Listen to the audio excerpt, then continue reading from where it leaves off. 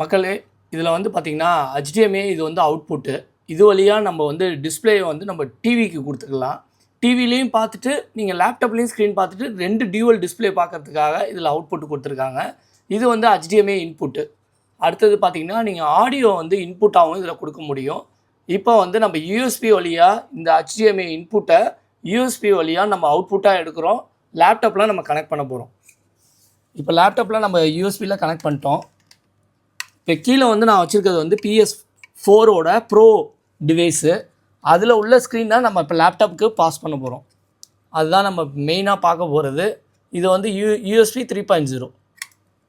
இதுக்கு வந்து என்ன சாஃப்ட்வேர் தேவைன்னா ஒரு ஸ்க்ரீன் ரெக்கார்டர் சாஃப்ட்வேரு இனாஃபு. இப்போ HDMI இன்புட்டில் இந்த HDMI போர்ட்டை கனெக்ட் பண்ணிட்டோம். அவ்வளோதான். இப்போ நம்ம கனெக்ட் பண்ணியாச்சு. இப்போ PS4 ஆன் பண்ண போகிறோம். ஆன் பண்ண பிறகு நம்ம ஜாய்ஸ்டிக் எடுத்துக்கிறோம். ப்ளஸ் இங்கே ஆன் பண்ண பிறகு உங்களுக்கு இங்கே